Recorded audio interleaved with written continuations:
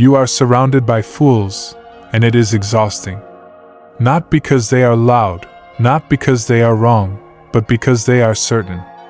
Absolute, unshakable certainty in the face of obvious error is one of the most draining forces you will ever encounter.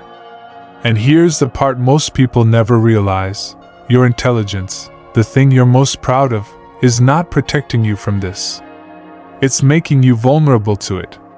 Because you believe, deep down, that truth matters. You believe that if you present the right argument, the right evidence, the right structure of logic, reality will correct itself.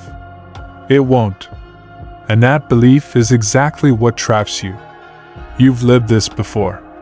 You're in a room, maybe a meeting, maybe a family table, maybe an online debate, and someone speaks with complete confidence about something they clearly don't understand. Instantly, your mind activates. You map out the flaws, the contradictions, the missing variables. You build a clean, elegant argument.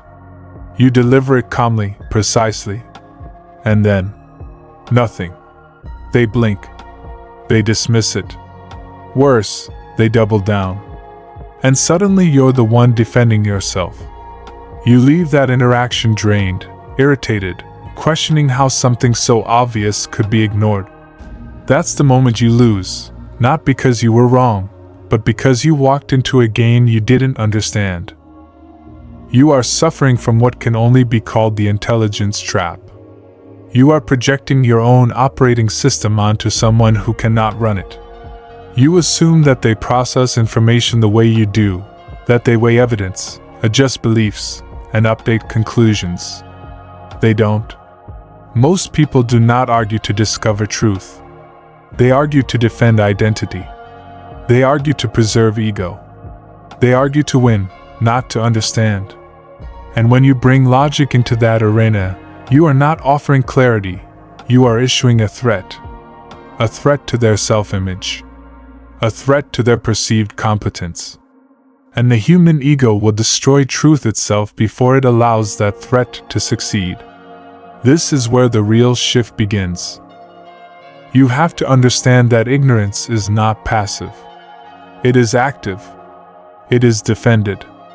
It is armored. When you challenge it, you don't create learning, you trigger resistance.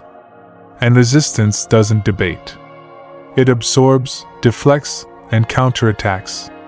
This is why you feel exhausted after these interactions. Not because they outsmarted you, but because they forced you into a battle where your strengths don't apply. You are using precision tools in a chaotic environment. You are investing energy into a system that does not reward accuracy. It rewards persistence and emotional dominance.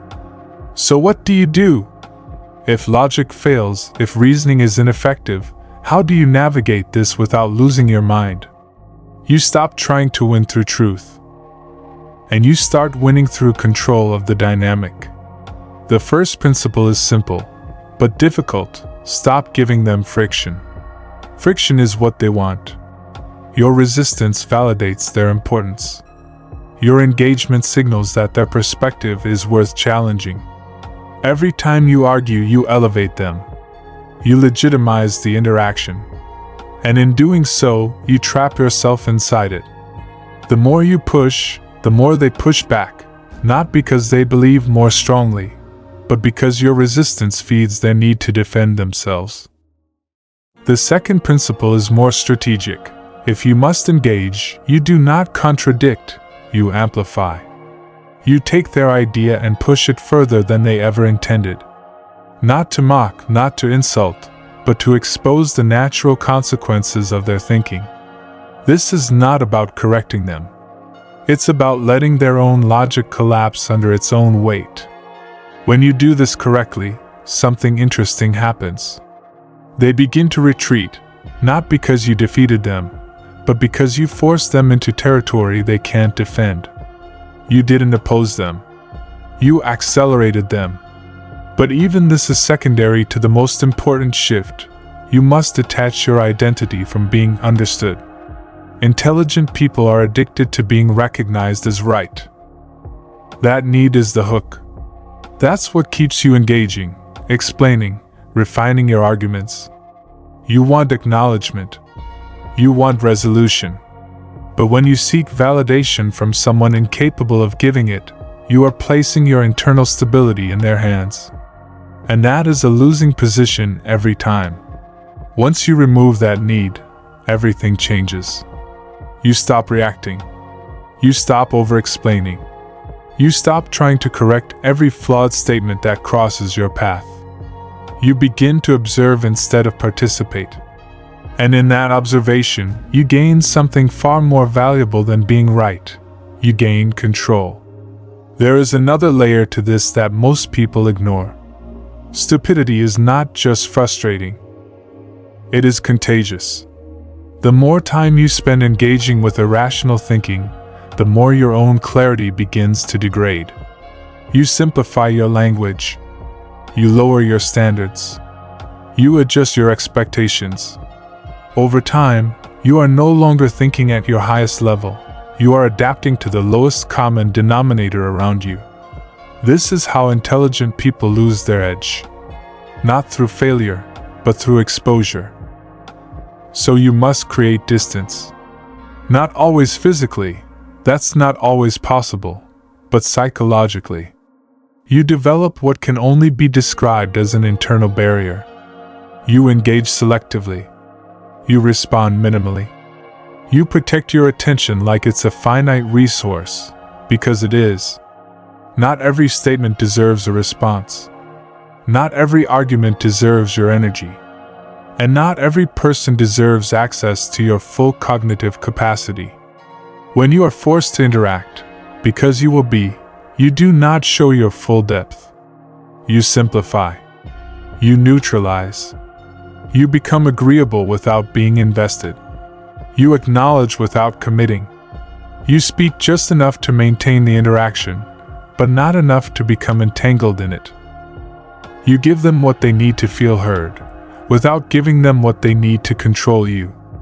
And then there's the more dangerous scenario, when the fool is not just present, but powerful. When they hold authority over you. When they control outcomes that affect your life. This is where most people make a critical mistake. They assume that demonstrating competence will earn respect. It won't. In fact, it often does the opposite. Because when someone insecure holds power, your competence becomes a threat, not a contribution. In those environments, you do not display intelligence, you regulate it. You conceal it. You allow them to feel superior. You allow them to take credit for ideas. You feed their ego just enough to keep them stable. This is not weakness. This is strategy. Because a threatened ego in power will not collaborate, it will eliminate. Your goal is not to win the interaction. Your goal is to maintain position, preserve energy, and operate effectively within the system you're in. Sometimes that means stepping back. Sometimes that means staying quiet. Sometimes that means letting someone believe they're right, even when they're not. Not because you agree, but because correcting them serves no purpose. This is where intelligence becomes power. Not in the ability to prove others wrong, but in the ability to choose when it matters. There is also a deeper, more uncomfortable truth you have to face. Part of the reason you keep engaging is not logic, it's emotion. You feel responsible. You think you can help. You believe that if you just explain things clearly enough, they will understand, improve, change. But that belief is often misplaced. Not everyone wants clarity. Not everyone values truth. And not everyone is capable of processing it in the way you expect. Accepting that is difficult. Because it requires letting go of the idea that you can fix people. That you can elevate everyone around you. You can't. And trying to will cost you more than it will ever give you in return. So you stop trying. You stop explaining yourself to people committed to misunderstanding you. You stop arguing with people committed to being right. You stop investing energy into outcomes you cannot control. And in that space, something shifts. You become calmer, more precise, less reactive. You start seeing patterns instead of getting caught in them. You start recognizing behaviors before they escalate. You stop being surprised by irrationality and start expecting it. And when you expect it, you're no longer affected by it. This is the transition most people never make.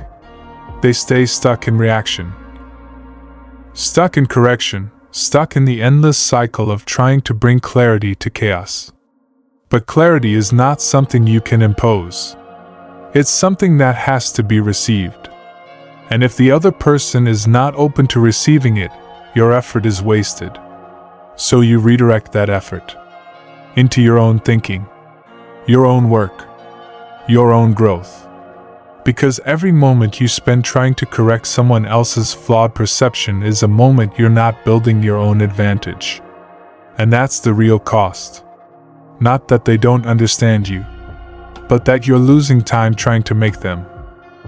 There's a final layer to this, the one most people avoid entirely, because it requires complete detachment from social validation.